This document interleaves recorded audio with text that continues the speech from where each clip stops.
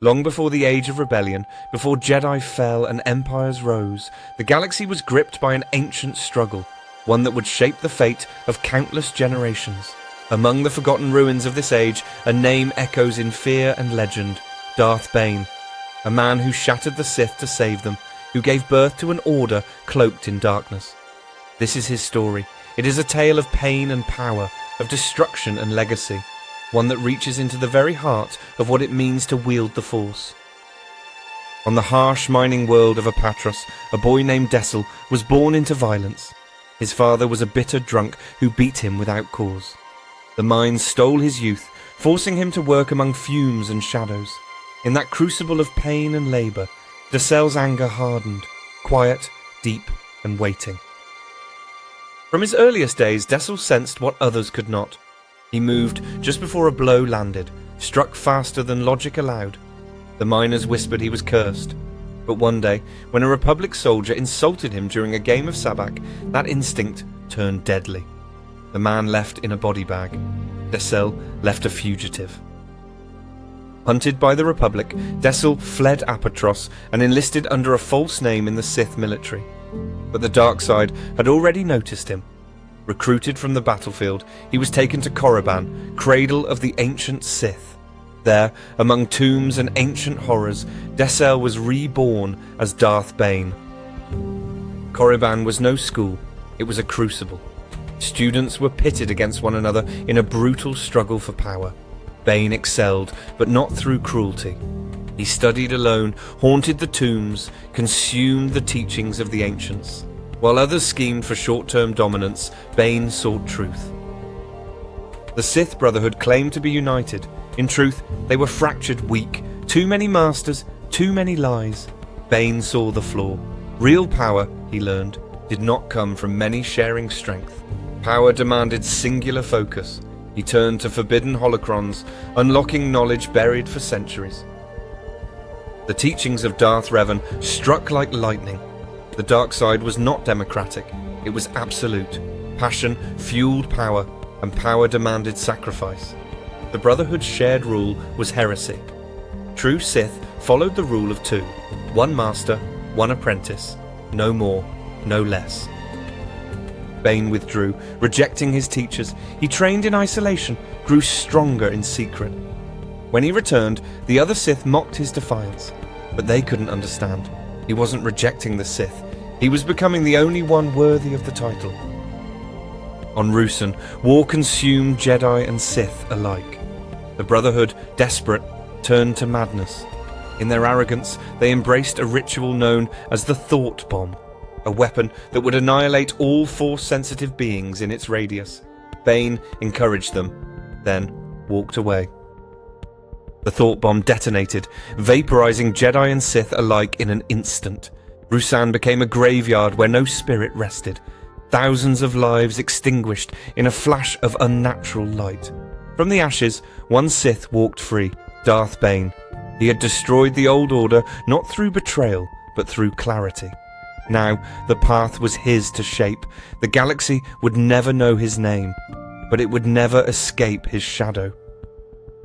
With the Brotherhood gone, Bane declared a new order, the rule of two. One master to hold the power, one apprentice to crave it. No councils, no alliances, just a legacy passed through struggle. He would build it in secret, and it would outlast empires. He searched for an heir, someone worthy. On the war-torn planet of Somov Ret, he found her, a young girl named Rain, abandoned after a battle, steeped in pain and vengeance. She called herself Zannah. In her, Bane saw not innocence, but ruthless potential. Zannah learned quickly. Her gift was not brute strength, but cunning, sorcery, deception. She wielded illusions like weapons, and through Bane's harsh training, she grew lethal. She was not his daughter. She was his weapon. But the Jedi were not blind. Survivors of Ruusan whispered of a lingering darkness. A few hunted shadows across the galaxy, seeking any trace of the Sith. They never found Bane. He found them, and made them disappear. To keep Zannah sharp, Bane tested her constantly. He doubted, insulted, even endangered her. Not from cruelty, but necessity. If she could not one day destroy him, then the rule of two was meaningless. Legacy was built on conquest. As the years passed, Bane grew weary. His body bore the cost of immense power. He studied ancient rituals, seeking immortality, not to escape death, but to see if his system worked. Could Zannah defeat him? Would she even try? He travelled to the tombs of ancient Sith on Dishon and Tython, risking madness to unearth forgotten rituals. Meanwhile, Zannah plotted. She knew her time would come, but not before she was ready. At last, on the desolate world of Ambria, Master and Apprentice met in final combat. It was not rage, but purpose that drove them. A battle not just of lightsabers, but of will, of spirit, of legacy. The duel shattered the land. Zannah unleashed her most powerful illusions. Bane struck with raw fury.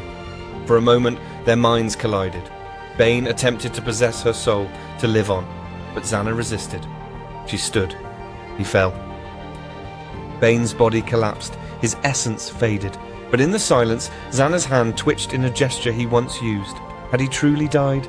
Or had some part of him survived within her, clinging like a parasite in the mind of the victor? The truth was never clear, but the rule of two endured. The Sith would continue, reborn in secret, hidden in shadow, and the galaxy remained blind to the storm that had only just begun. In the centuries that followed, the galaxy forgot his name. The Jedi declared the Sith extinct, but in the shadows, Master and Apprentice continued, always two, hidden, patient, deadly. Each apprentice grew stronger than the last, and each time, when they surpassed their master, they struck. The cycle was brutal. The rule of two was not mercy, it was evolution. Bane's system worked. The Sith infiltrated governments, corrupted senators, poisoned thoughts. They stopped fighting wars and began winning them before they started. The galaxy never saw it coming. Eventually, a boy born on Naboo would rise. Trained by Darth Plagueis, he took the name Darth Sidious, charismatic, brilliant, ruthless. He would fulfill Bane's vision and destroy the Jedi Order.